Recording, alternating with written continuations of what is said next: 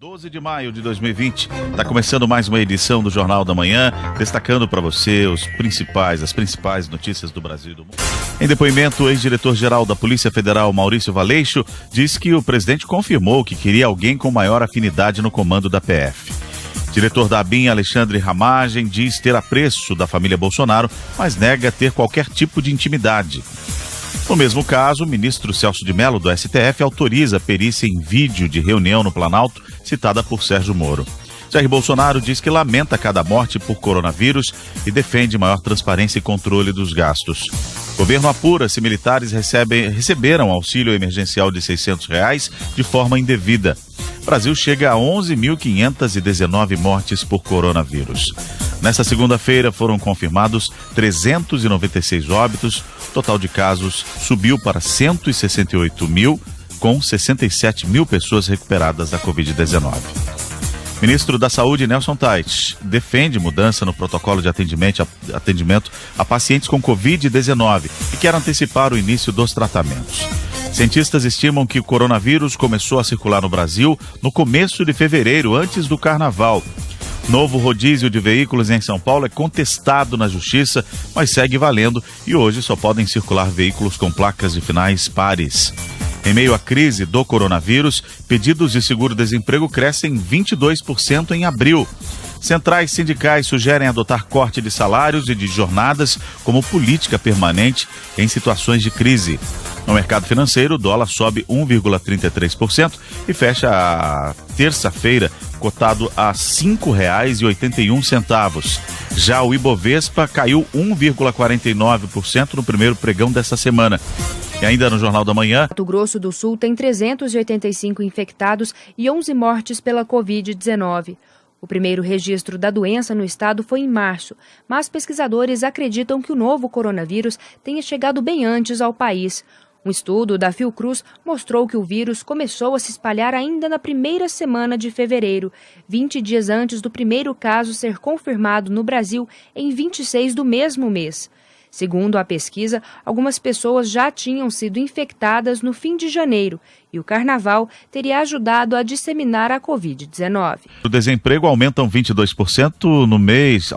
23% no mês passado em relação a abril de 2019. Em relação a março deste ano, o crescimento foi de 39,4%. De janeiro a abril de 2020, houve mais de 2 milhões de pedidos de seguro-desemprego, um aumento de 1,3% em comparação com o mesmo período do ano passado.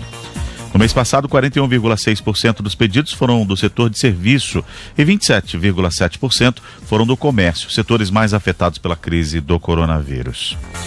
O prefeito de Belo Horizonte anuncia barreira sanitária. Segundo Alexandre Calil, servidores, agentes de trânsito e policiais militares irão parar os carros e ônibus na entrada da cidade. A intenção é verificar as condições de saúde daquelas pessoas que pretendem acessar a capital mineira. Além da instalação das barreiras, Calil considerou ainda a possibilidade de iniciar um lockdown em BH. O presidente paraguaio Mário Abdo Benítez exonera chefe da Polícia Militar por permitir passagem de prefeito na fronteira com o Brasil. Carlos Acevedo, prefeito de Pedro Juan Cabaleiro, foi autorizado pelo coronel Leonardo Ibarrola a cruzar o posto fronteiriço. Acevedo entrou pelo Mato Grosso do Sul, junto com a mulher dele, que é brasileira, para visitar a sogra no Dia das Mães. O Paraguai está há um mês com as fronteiras fechadas para tentar conter o avanço do coronavírus no país. Itaú prevê queda de 4,5% do PIB em 2020. Anteriormente, a instituição previa uma contração menor de 2,5%. Segundo o banco, a mudança foi causada pelo crescimento global mais baixo e pela propagação do vírus no Brasil. O Itaú diz ainda que a expectativa de deterioração do cenário fiscal no Brasil reduz a capacidade da retomada da economia. Após fim da quarentena, Fernando de Noronha anuncia flexibilização gradual das restrições. A população da ilha foi liberada para realizar exercícios físicos individuais em áreas públicas, respeitando 2 metros de distância. Já as praias seguem fechadas e a prática do surf continua proibida. Segundo a administração local, os casos de contágio foram zerados e os 28 infectados já estão recuperados. Em meio à retomada econômica, estoques de petróleo param de crescer na China. Segundo o canal de notícias Bloomberg, as refinarias estão acelerando as operações para atender a crescente demanda. De acordo com analistas ouvidos pela reportagem, o petróleo estocado está sendo transformado em gasolina e diesel. Eles ressaltam que a redução dos estoques ocorre em função da volta à normalidade do tráfego nas cidades chinesas. Senai irá oferecer treinamento às empresas para ajudar na produção de itens de combate à pandemia do coronavírus. De acordo com o Serviço Nacional de Aprendizagem Industrial, as companhias interessadas poderão se inscrever até 31 de maio. Entre os itens, os participantes serão orientados a elaborar máscaras e aventais hospitalares. O treinamento será online e terá a duração de 8 horas. Em Manaus, dono de embarcação é preso por descumprir decreto que restringe o transporte fluvial. Durante uma fiscalização, agentes da Polícia Civil identificaram excesso de pessoas aglomeradas no barco. De acordo com as medidas restritivas, o limite de lotação de passageiros nas embarcações é de 40%. O dono da embarcação assinou um termo circunstanciado de ocorrência e irá responder em liberdade. Casa da Moeda anuncia redução do prejuízo em 2019. No ano passado, as perdas da instituição somaram 86 milhões e 800 mil reais. O volume representa uma queda de 7% na comparação com o rombo observado um ano antes. Apesar da diminuição, esse foi o terceiro ano consecutivo de resultados negativos. Rússia decreta fim do lockdown, apesar de recorde no número de casos de coronavírus. Segundo o presidente Vladimir Putin, a quarentena se encerra nesta terça-feira em todo o território. Por outro lado, o presidente russo alertou que as medidas sanitárias adotadas durante a pandemia continuarão em vigor. O anúncio foi feito nesta segunda-feira, dia em que o país confirmou 11.656 novos casos de Covid-19. Rol de atividades consideradas essenciais. O texto permite que barbearias, salões de cabeleireiro e academias possam abrir durante a pandemia, mas a autorização depende de estados e municípios. Governadores de 3 estados já anunciaram que não seguirão o decreto presidencial que liberou a reabertura de novas atividades. Por enquanto, Bahia, Ceará e Pará seguirão com o fechamento de barbearias, salões e academias de esportes. Em São Paulo, o primeiro dia do novo rodízio de veículos tem aumento de 15% no movimento no metrô e na CPTM. Já nos ônibus, o volume de passageiros cresceu 10%, segundo dados da SP Trans, mas mesmo assim ações contestam a ampliação da medida. No Maranhão, São Luís se aproxima de colapso na rede pública de saúde. A cidade só tem 4 leitos de UTI disponíveis para pacientes com Covid-19, que já matou quase 400 pessoas no estado. No Ceará, a taxa de ocupação das UTIs em hospitais públicos e privados de Fortaleza chega a 97%. Mesmo com o lockdown decretado, a cidade segue com casos de aglomeração de pessoas e de abertura de estabelecimentos não essenciais.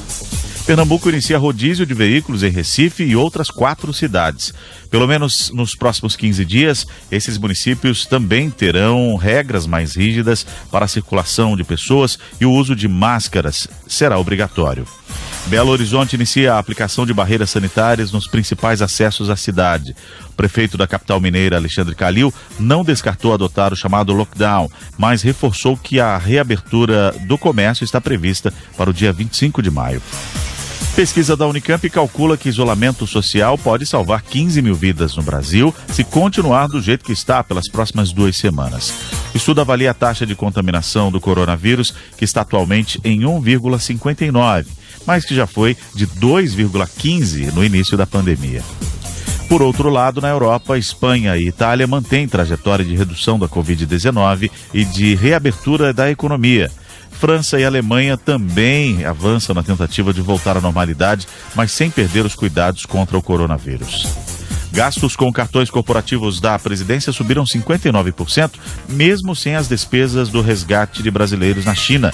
Questionado, o presidente Jair Bolsonaro criticou a análise e apontou que a disparada se devia à operação que trouxe pessoas que estavam em Wuhan no início da pandemia.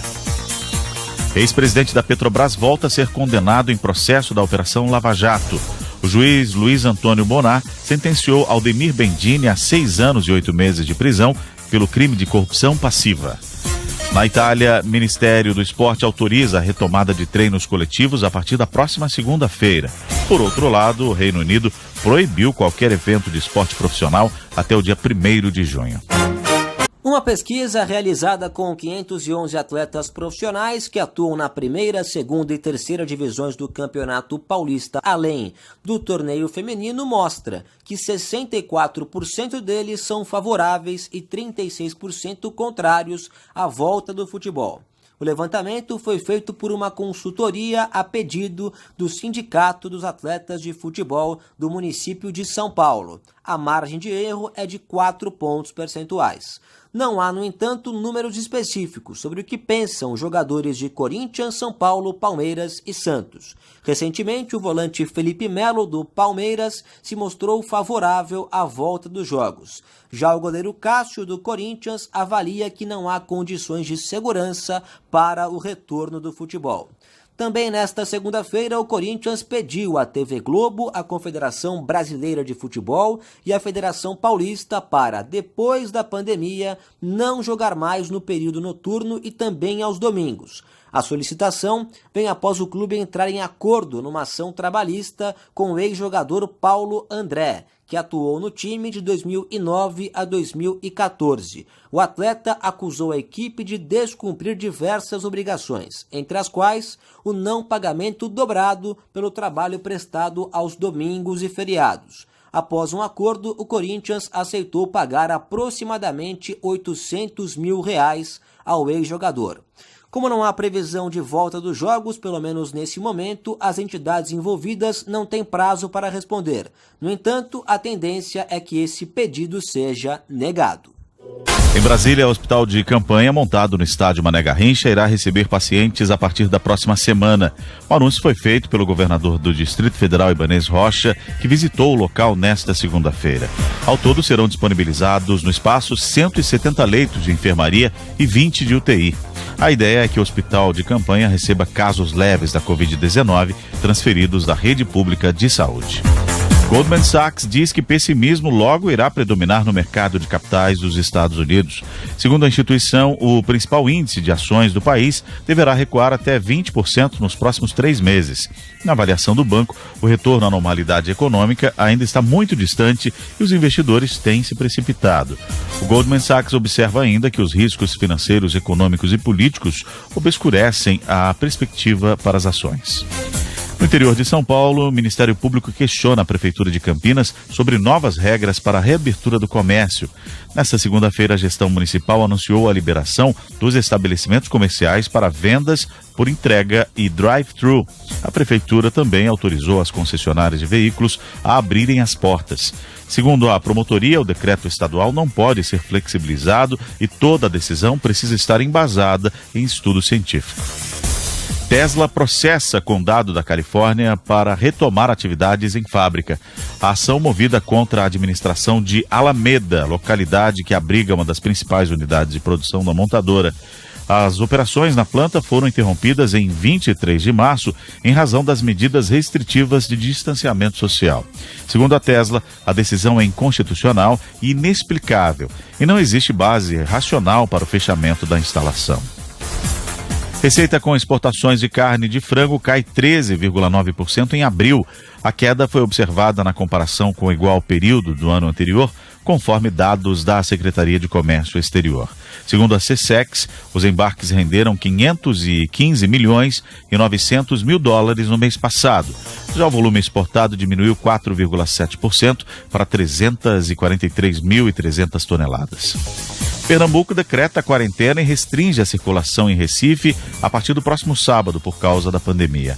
Apesar de não utilizar o termo lockdown, o decreto proíbe as pessoas de saírem nas ruas sem necessidade. Até então, havia apenas a recomendação para que os moradores ficassem em casa.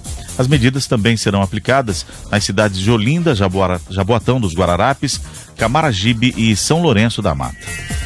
Morgan Stanley diz que crise do coronavírus deve acelerar a inflação global.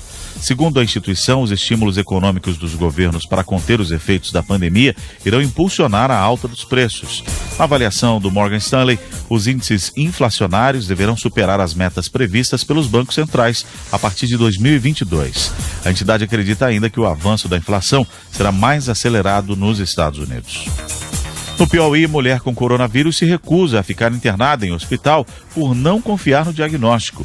O caso ocorreu no município de Picos, no interior do estado. A paciente de 53 anos assinou um termo de responsabilidade para ficar em isolamento total em casa. A mulher é acompanhada diariamente por uma enfermeira responsável pela aplicação dos medicamentos prescritos.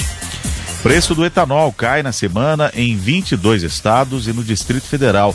Segundo a ANP, o valor médio do combustível caiu 3,30% nos postos pesquisados. Em relação aos últimos 30 dias, a queda chega a 15,14%. No estado de São Paulo, o preço médio do etanol ficou em R$ 2,37. E a China propõe ao Japão um acordo para facilitar viagens e negócios. Pela proposta, os empresários japoneses que testarem negativo para a Covid-19 terão a entrada facilitada no território chinês. No início de maio, um acordo similar já havia sido firmado com a Coreia do Sul. Segundo a chancelaria chinesa, o país também negocia a concessão de facilidades a executivos de Singapura.